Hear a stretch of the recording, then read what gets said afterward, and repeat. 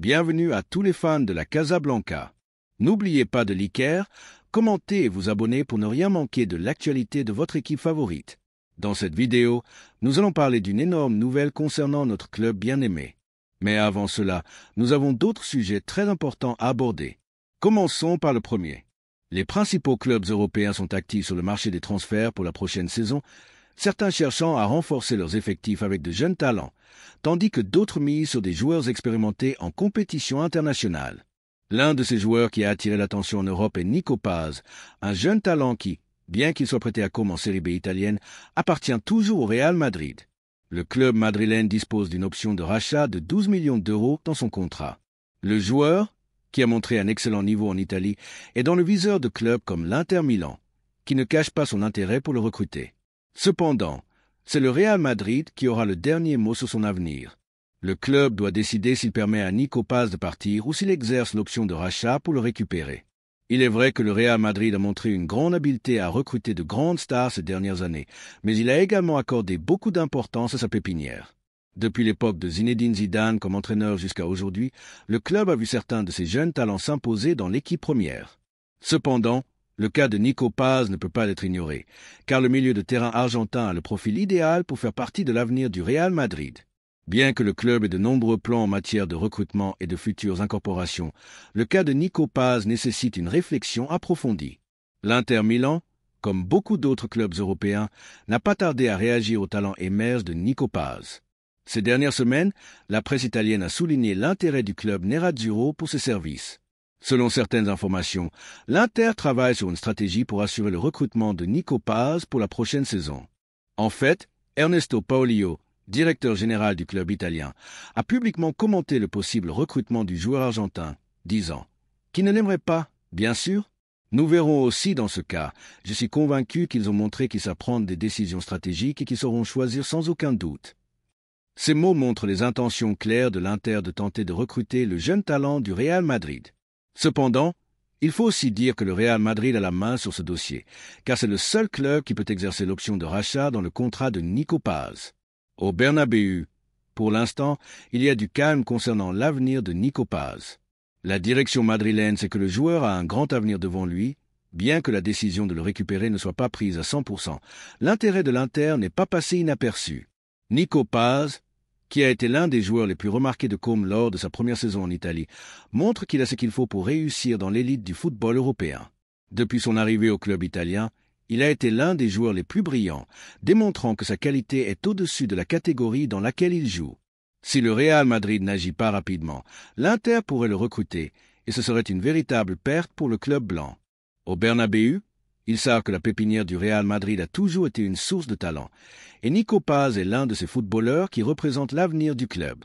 Bien que le jeune milieu de terrain n'ait pas encore l'opportunité de jouer dans l'équipe première du Real Madrid, sa qualité est indéniable. Sa capacité à jouer à différentes positions au milieu de terrain, sa vision du jeu et sa capacité d'association en font un footballeur idéal pour le modèle de jeu du Real Madrid. Nico Paz est un joueur avec une grande capacité technique, une excellente maîtrise du ballon et une grande vision du jeu qui lui permet d'être clé dans la création de jeu. Son arrivée dans l'équipe première du Real Madrid pourrait offrir au club une option supplémentaire au milieu de terrain, qui cherche constamment de nouvelles options et alternatives pour maintenir la compétitivité dans toutes les compétitions. Il est vrai que le Real Madrid a beaucoup investi dans de jeunes joueurs comme Jude Bellingham, qui s'est déjà imposé comme une pièce clé de l'équipe, mais la présence de footballeurs avec l'ADN madrilène dans l'effectif est toujours précieuse. La pépinière du Real Madrid a produit de grands footballeurs au fil des ans, et Nico Paz a le potentiel pour devenir l'une des pièces clés de l'avenir de l'équipe. L'histoire du club est remplie de joueurs qui, après avoir été prêtés au passé par d'autres équipes, sont revenus au Real Madrid pour briller dans l'équipe première. Il n'y a aucune raison pour que Nico Paz ne suive pas le même chemin. En ce qui concerne son avenir, le joueur a clairement indiqué dans plusieurs interviews que son passage au Real Madrid a été une expérience qui lui a permis d'apprendre et de grandir en tant que footballeur. Dans l'une de ses déclarations les plus récentes, Nico Paz a mentionné « C'était fascinant de jouer avec des joueurs aussi rapides, aussi intelligents et avec autant de talent », faisant référence à son étape au Real Madrid. Ces mots reflètent le profond respect que le joueur a pour le club qu'il a formé et l'admiration pour les footballeurs avec lesquels il a partagé le vestiaire. Il est évident que Nico Paz a beaucoup d'affection pour le Real Madrid et ce serait une grande nouvelle pour les supporters madrilènes de le voir revenir au club dans un avenir proche. Au fil des ans, le Real Madrid a montré qu'il est un club qui sait identifier le talent, non seulement sur le marché, mais aussi dans sa propre pépinière. Dans le cas de Nico Paz, le club a une opportunité en or de récupérer un joueur avec beaucoup de potentiel et qui, sous la direction de Carlo Ancelotti, pourrait devenir une pièce importante de l'équipe dans les années à venir. Le Real Madrid ne peut pas se permettre de laisser échapper un talent comme Nico Paz, surtout quand il a l'option de le récupérer pour un montant relativement bas, compte tenu du prix du marché actuel. La question est maintenant, que doivent faire les Madrilènes? Le club blanc doit-il récupérer Nico Paz et lui donner une chance dans l'équipe première, ou permettre qu'il parte à l'Inter Milan et à d'autres clubs intéressés? Les supporters madrilènes savent ce que le club doit faire. Nico Paz est un joueur qui, comme d'autres vétérans qui sont passés par les rangs du Real Madrid, a le potentiel pour être une star dans l'avenir du club. Avec 12 millions d'euros, le Real Madrid peut récupérer un joueur qui, en quelques saisons, pourrait être à la hauteur des grands noms du football européen. Il est temps que le Real Madrid prenne une décision ferme sur l'avenir de Nico Paz. Si le club décide de le récupérer, les Madrilènes pourront continuer à voir l'une de leurs propres pépites devenir une pièce clé de l'équipe. En revanche, si le Real Madrid permet à l'Inter Milan ou à tout autre club de le recruter, ce sera une opportunité manquée d'avoir un talent qui pourrait briller avec le maillot blanc. Qu'en pensez-vous, Madrilène? Le club doit-il récupérer Nico Paz ou le laisser partir? La deuxième nouvelle concerne un grand recrutement pour le Real Madrid. Le Real Madrid reste attentif au marché des transferts face au besoin de renforcer sa défense. Il a jeté son dévolu sur Jonathan Tah, le défenseur central allemand de 29 ans, dont le contrat avec le Bayer Leverkusen expire l'été prochain et qui pourrait rejoindre le Santiago Bernabéu en tant qu'agent libre. Une opportunité que la direction blanche prend très au sérieux. Avec le départ de Nacho Fernandez l'été dernier et les doutes sur la continuité physique de David Alaba et Eder Militao, le club comprend qu'il doit ajouter des effectifs en défense. Tah correspond parfaitement au profil recherché par l'équipe de Carlo Ancelotti. Bien qu'il n'arriverait pas comme titulaire indiscutable, son expérience et sa solidité défensive en feraient une pièce clé pour la rotation. Depuis des semaines, les représentants du joueur sont en contact avec la direction blanche, analysant la possibilité de son incorporation.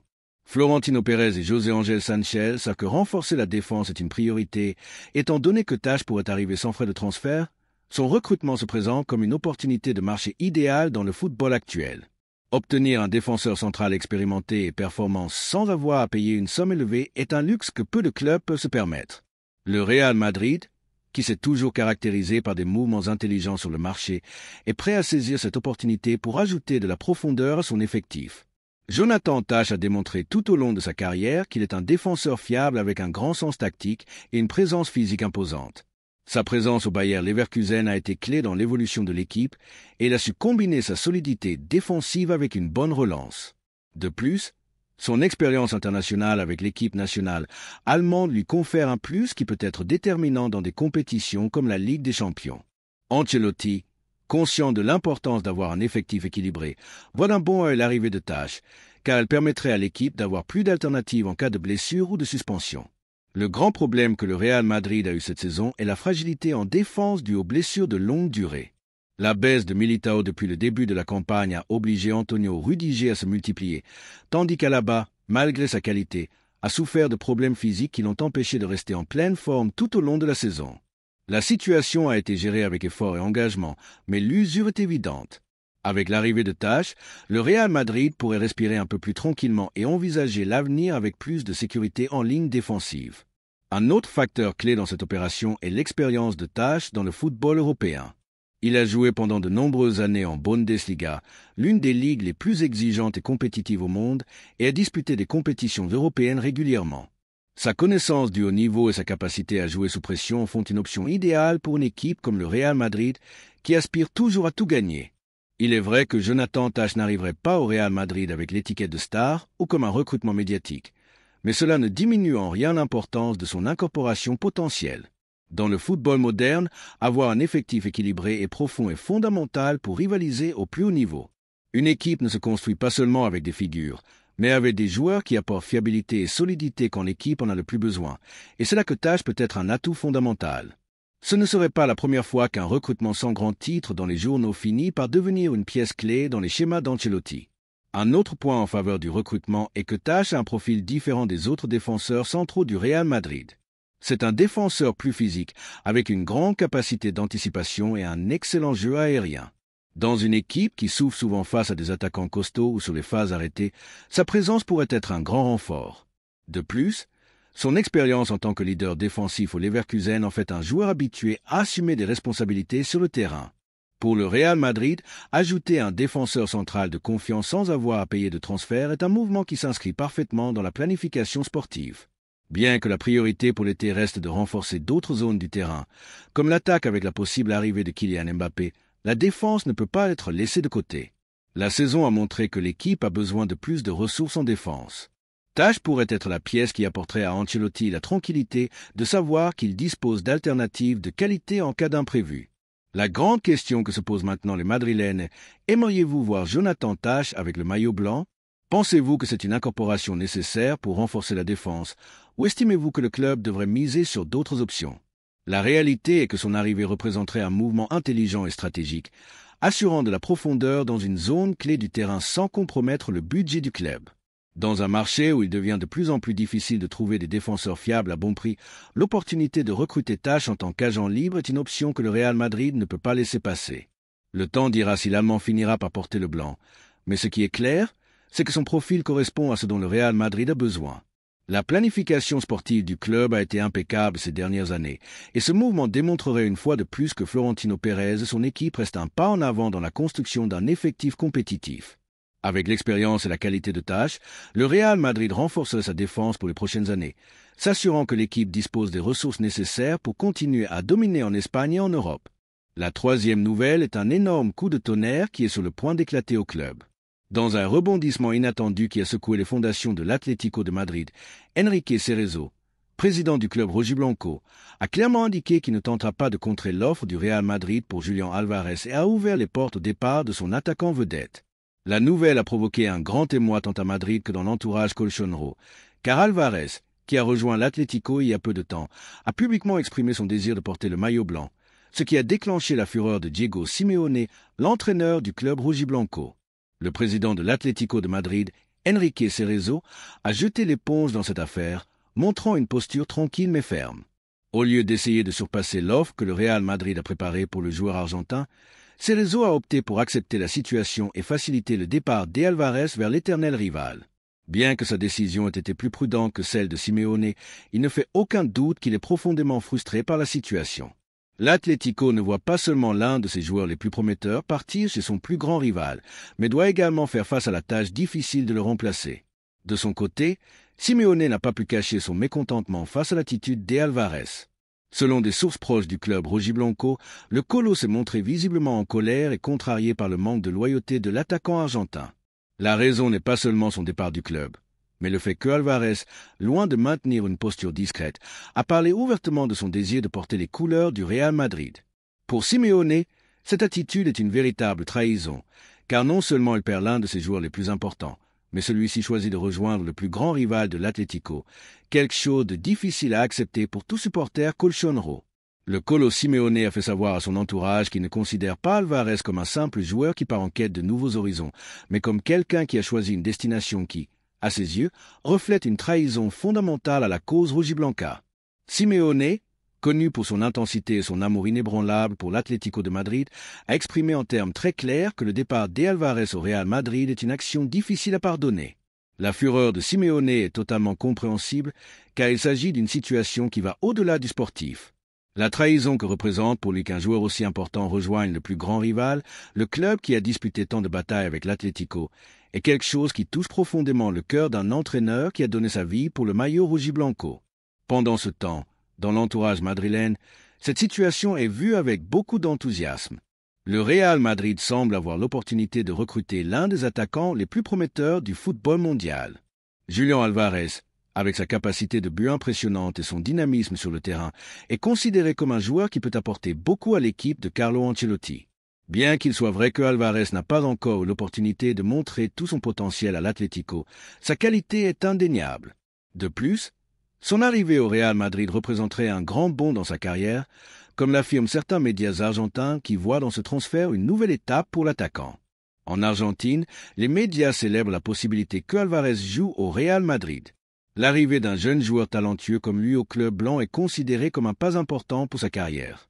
Il ne fait aucun doute que porter le maillot du Real Madrid lui offrirait l'opportunité de rivaliser au plus haut niveau dans l'une des ligues les plus exigeantes et prestigieuses au monde. Pour un joueur de la qualité d'Alvarez, rejoindre le Real Madrid est synonyme de grands défis mais aussi de grandes réussites. L'opportunité de jouer aux côtés de légendes vivantes comme Karim Benzema ou Vinicius Junior est quelque chose dont tout joueur rêverait. Et, bien sûr, aligner son nom dans l'histoire du club blanc est une opportunité que peu de joueurs ont. Maintenant, si nous nous mettons à la place des supporters de l'Atlético de Madrid, nous pouvons comprendre la douleur et la frustration qu'ils ressentent en ce moment. Le fait qu'un joueur aussi prometteur parte au Real Madrid, surtout après une période relativement courte au club, est un coup très dur pour les supporters colchoneros. Mais c'est la réalité du football moderne, un sport dans lequel les loyautés sont constamment mises à l'épreuve et où, en fin de compte, ce sont les joueurs qui décident de leur destin. Il n'y a pas de place pour la nostalgie ni pour le romantisme dans ce football actuel. Les joueurs comme Alvarez doivent prendre des décisions qui leur bénéficient sur le plan personnel et professionnel. Et si cette décision est de rejoindre l'éternel rival, le Real Madrid, que peut-on lui reprocher? Dans ce sens, il est important de se rappeler que le football est une entreprise et que les joueurs doivent veiller à leur propre avenir. Il est impossible de ne pas provoquer les supporters colchoneros, dont la grande majorité vit cette situation comme une véritable trahison. Le fait qu'un joueur qui est arrivé comme une promesse parte chez l'un des plus grands rivaux historiques de l'Atlético est quelque chose qui restera sûrement dans la mémoire de beaucoup. Et il faut reconnaître que le Real Madrid a quelque chose que l'Atlético n'a pas, une aura de prestige et de succès qui attire les meilleurs footballeurs du monde. Les joueurs, en fin de compte, cherchent à être dans les meilleures équipes, celles qui leur garantissent de se battre pour les titres les plus importants, et le Real Madrid, avec son histoire et sa grandeur, reste l'équipe qui attire les stars. Si cela signifie que Alvarez, en quête de son développement personnel et professionnel, décide de rejoindre le club blanc, c'est une décision qui, bien que difficile à accepter pour les colchoneros, reste compréhensible. En ce qui concerne Simeone, il est indéniable que sa colère est légitime de son point de vue. Mais il est également important de se rappeler que le football ne suit pas toujours un scénario préétabli. Les joueurs prennent des décisions basées sur leurs ambitions personnelles.